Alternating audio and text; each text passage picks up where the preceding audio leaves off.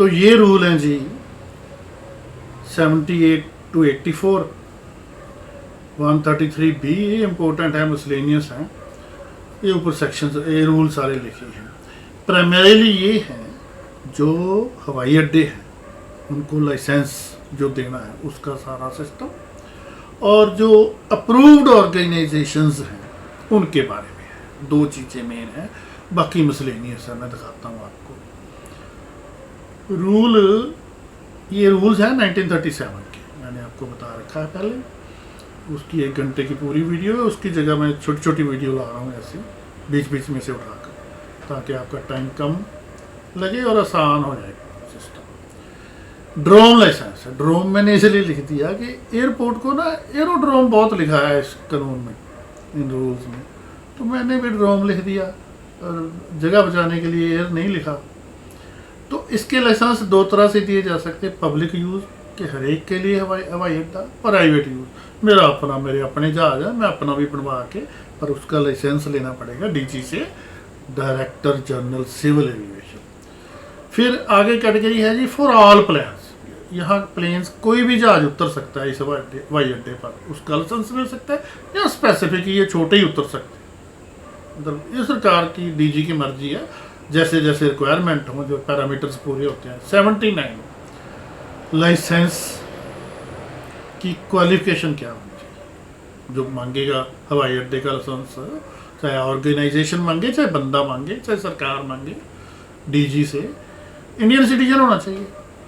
Company अगर registered है और उनका मेन बिजनेस प्लेस इंडिया में है वो मांग सकती है लाइसेंस, सरकार या सरकारी कंपनी मांग सकती है, सोसाइटी जो रजिस्टर्ड है वो मांग सकती है।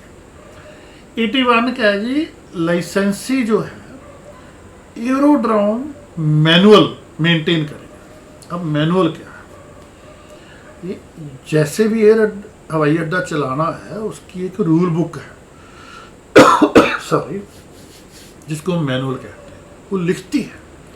जैसे हमारे कानून है ना, आईपीसी है कि ये जुर्म हुआ तो ये सजा होगी, ऐसे होगी, ऐसे होगी, ऐसा होगा, ऐसा होगा, सीआरपीसी में प्रोसीजर सब कुछ लिखती है। ऐसे ही हवाई अड्डा चलाने का भी लिखती जाब्ता है, मैनुअल बोलते हैं उसको। तो डीजी जो है वो ऑथोराइज्ड है एरोड्रोम की कभी भी हवाई अड्डे की इंस्पेक्शन कर सकता है, नेचुरली सबसे बड़ा अफसर है इस काम का, तो चेक तो करेगा ही नहीं भी सारा कुछ ठीक ठाक चल रहा है। लाइसेंस की वैलिडिटी 24 महीने होगी, सिर्फ 2 साल। चलो हवाई अड्डा मैंने बना लिया, लाइसेंस ले लिया, तो हर 2 साल बाद फिर मैं लाइन में हाथ जोड़ के लग जाऊंगा, भाई साहब रिन्यू कर दो। कम नहीं, थोड़ा टाइम, चलो होगी कोई उनकी सिक्योरिटी का सिस्टम। 86 ये है जी एयरपोर्ट अथॉरिटी ऑफ इंडिया, ये चार्जेस फिक्स करती है कि हवाई अड्डों में किस चीज़ के कितने पैसे किसने कैसे कैसे लेने हैं, सारे पैसे। लेकिन जिन हवाई अड्डों के एयरपोर्ट अथॉरिटी नहीं फिक्स करती, उनकी डायरेक्टर वहाँ पैसे का सारा सामान टैरिफ फिक्स करेगा डायरेक्टर जनरल सिविल एविएशन इन रूल्स के अंडर, 34 के एक्ट के अंदर। यही है बस, कोई बात नहीं खास, क्योंकि एयरपोर्ट अथॉरिटी बाद में बनी, ये पुराना है। 33B है जी अप्रूव्ड ऑर्गेनाइजेशन।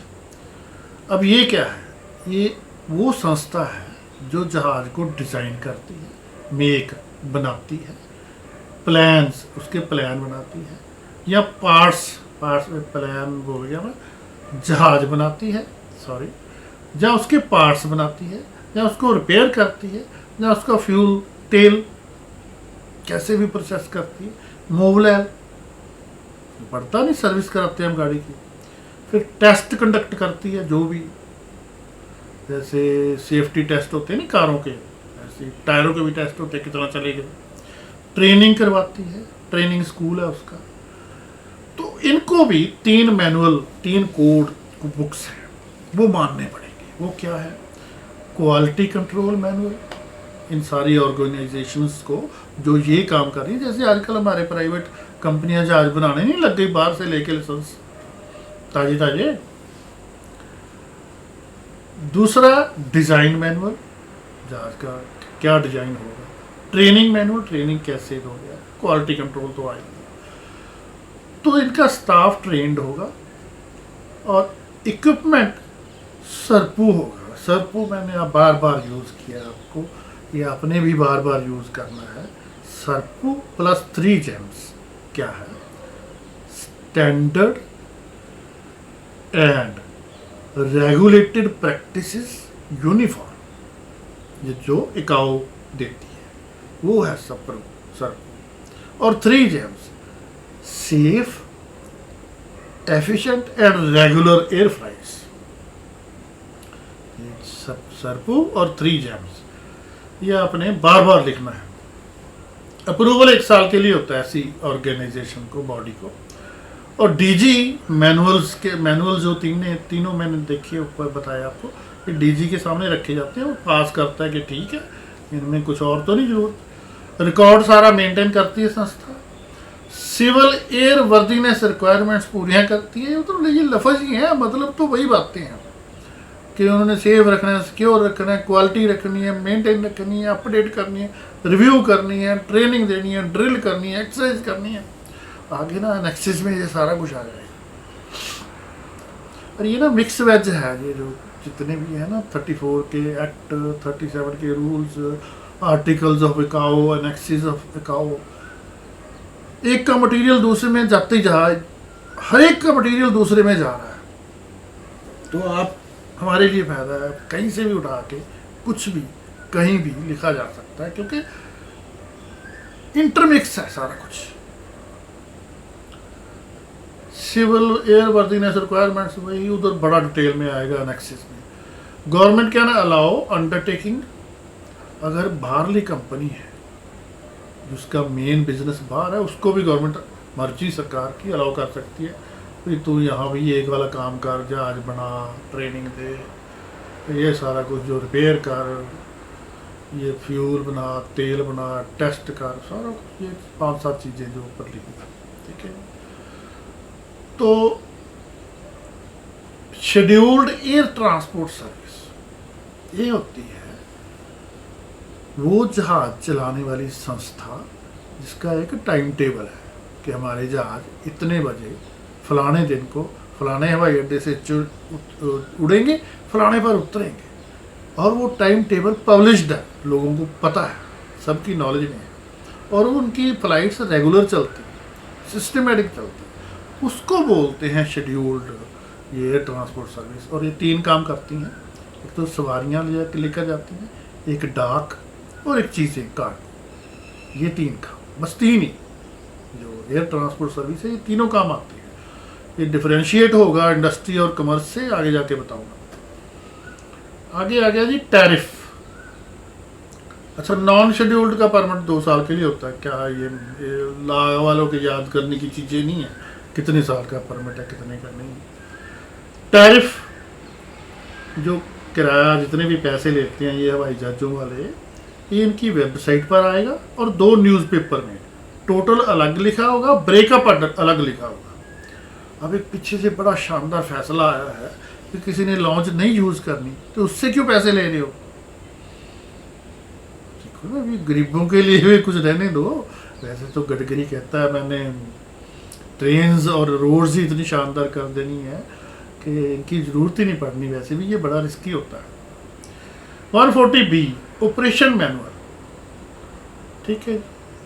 ये इसका जैसे ट्रक ऑपरेटर होता है या बस ऑपरेटर होता है, तो बसें जिसकी बसें होती हैं, ट्रक होते हैं, ऐसी जिनके ये जहाज होते हैं, उनको चलाने का भी एक रूल बुक है, मैनुअल है। जैसे IPC है, सजा देने वाली किताब, ताजीराते हिंद, ताजीर होता है जुर्म, हिंद मतलब हिंदुस्तान के।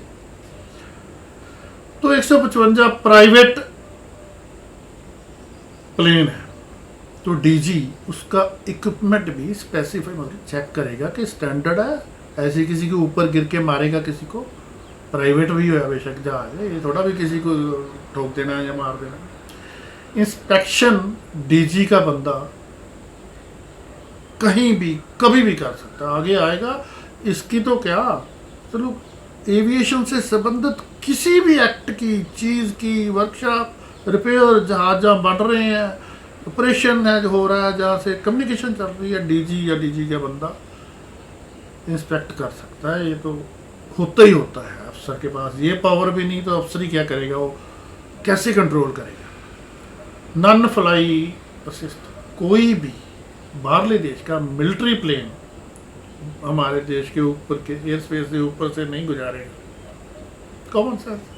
आगे पेनल्टीज है, वैसे ये रूलों में पेनल्टीज हैं नहीं, जुर्माने सजा जो टिका के लिखी हुई है वो लिखी हुई है 1934 के एक्ट में, वो मैंने ऑलरेडी वीडियो डाल दी है। Thank you.